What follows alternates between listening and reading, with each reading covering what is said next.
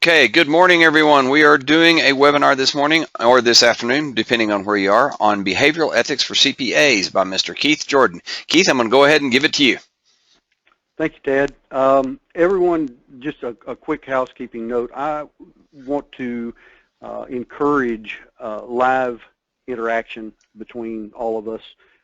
This may be a virtual classroom where we can't see each other, but that doesn't mean we can't run it like a live classroom, because it is. I'm just visualize me at the front of the room and at the whiteboard doing what I'm doing. Tad's over to the side doing what the moderator does. You're at your desk with your computers. So I may encourage some, ask you to raise your hand, or if you ask a chat question, I'm not necessarily going to be able to see the questions, etc., because of the way the GoToWebinar interface works, but Tad will. So if you ask a chat question, I'm going to try to get him to just break in. It's not going to hurt my feelings. Stop me where I am, and let's get the question answered so that I can catch it as close to the point of asking as possible. Also, I may ask, for a response either through raise of hands, or if you can't find the hand raise icon thing, then, do it on chat will be fine.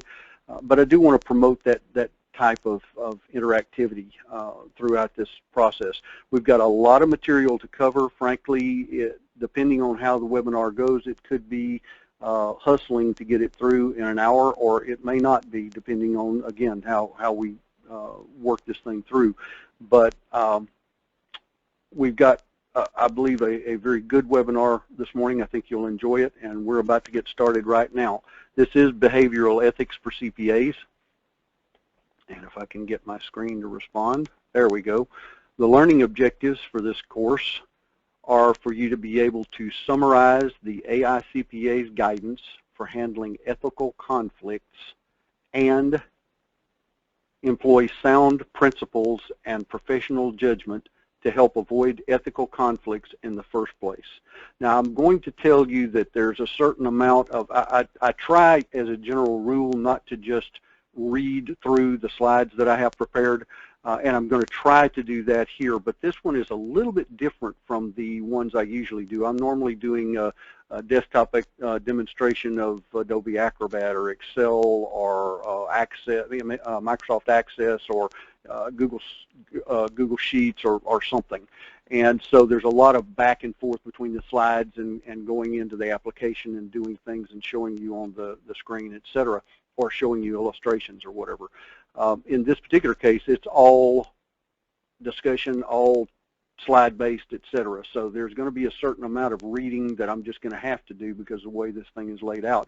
But I will try to keep it from getting too dry. Hopefully, I'm going to pique your interest as we go through this process.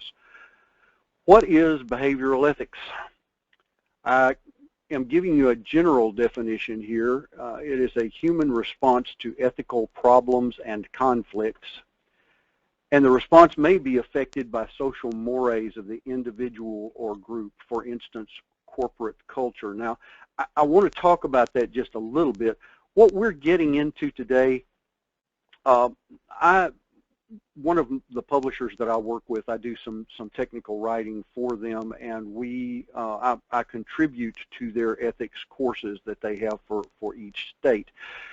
And a lot of the writing that I am doing there is more law and rule oriented. So you're looking at the statutes, you're looking at the state board rules, regulations, etc. Those are necessary elements to codify the social mores being our profession, okay, or the social group being our profession. We are the corporate culture, if you will, for our profession. But mores vary. They vary from culture to culture, state to state, city to city. They may vary from one individual to another individual in the same home, much less one home to the home next door. Excuse me. So we have to come up with some way to standardize expectations, and that's what the codification is all about.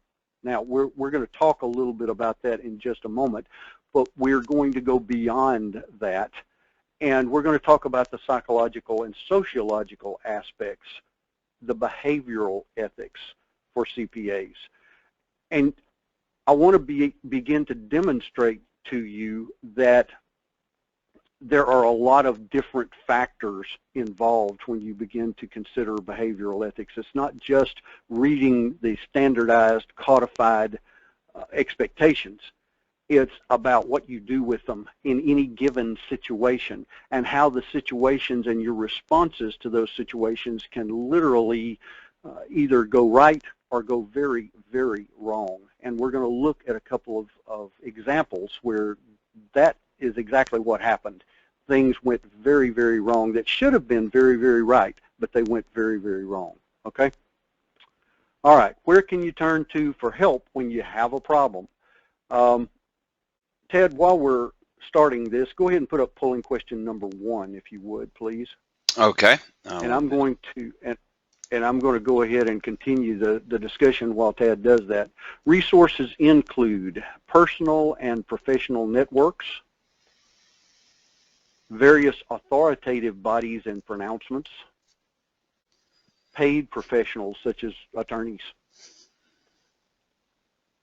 legal, regulatory, and enforcement authorities. This could be everything from the Department of Justice, the SEC, etc., to your state regulatory authorities, local authorities. It could also be your state boards, or possibly even your state chapters. That goes back to the personal and professional networks. We're going to concentrate for a few moments on various authoritative bodies and pronouncements, and particularly the AICPA Code of Professional Conduct.